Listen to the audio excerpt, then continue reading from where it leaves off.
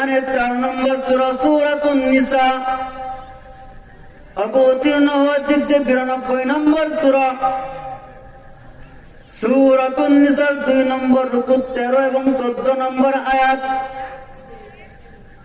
4 নম্বর পারার 19 নম্বর পৃষ্ঠা, কোরআনের 81 নম্বর পৃষ্ঠার 1 নম্বর লাইনে আল্লাহ রাব্বুল আলামিন বলেন, وَمَن يُطِعِ اللَّهَ وَرَسُولَهُ يُدْخِلْهُ جَنَّاتٍ تَجْرِي وَمَن يُطِعِ اللَّهَ وَرَسُولَهُ।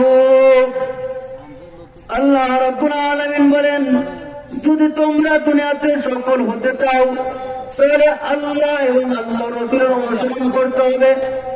আল্লাহ এবং আল্লাহ রাসূল সাল্লাল্লাহু আলাইহি ওয়াসাল্লামের অনুসরণ যদি তোমরা করতে পারো তাহলে তোমরা দুনিয়া এবং আখিরাতে সফলতা অর্জন করবে।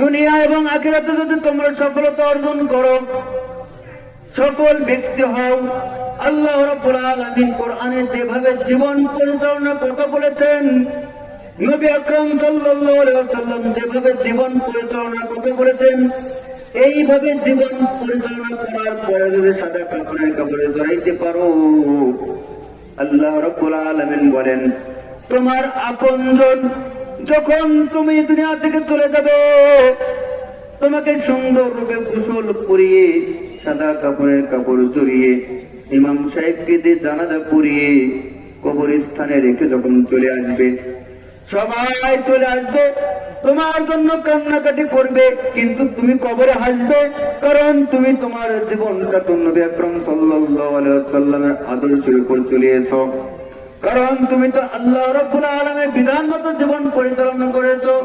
কোরআন সুন্নাহ মোতাবেক তুমি জীবন পরিচালনা করার কারণে আমি রব্বুল আলামিন তোমাকে এমন এক জান্নাতে প্রবেশ করাবো। আল্লাহ রাব্বুল আলামিন বলেন, ইদখিলহু জান্নাতিন তাজরি মিন তাহতিহাল আনহার খালিদিনা ফিহা।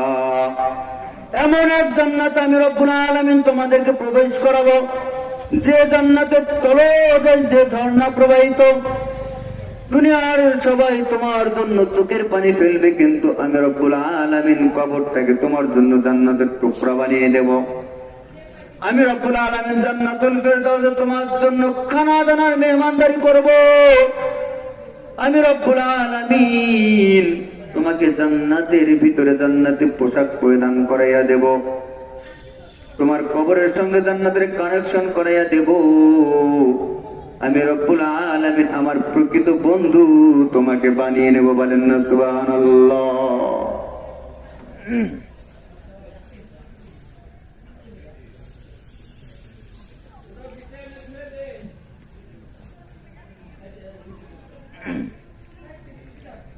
এরপরে আল্লাহ রাব্বুল আলামিন বলেন, ওয়াযালিকাল ফাওজুল আযীম। আমার বান্দা তোমরা শুনে রাখো, দুনিয়ার মানুষ যারা কোরআন সুন্নাহ মোতাবেক জীবন যাপন করে আমি রব্বুল আলামিনের শাহী কাঠ করে হাজিরা দিতে পারবে, তারাই প্রকৃত পক্ষে মহাসাফল্যের অধিকারী। কোরআন সুন্নাহকে বাদ দিয়ে যদি তুমি দুনিয়ার পিছনে ছোটো, সফলতার পিছনে ছোটো, তোমার কোনো সফলতা নাই। দুনিয়াতে তোমাকে সবাই সম্মান করতে পারে, রেসপেক্ট দেখাইতে পারে, কিন্তু যখন দুনিয়া ছেড়ে তুমি চলে আসবে রে বান্দা, তোমার আপনজন যখন তোমাকে কবরে রেখে যাবে, যদি কোরআন সুন্নাহ বাদ দিয়ে জীবন পরিচালনা করে আসো, তাহলে তোমার জন্য রয়েছে জাহান্নাম। বলেন না নাউযুবিল্লাহ।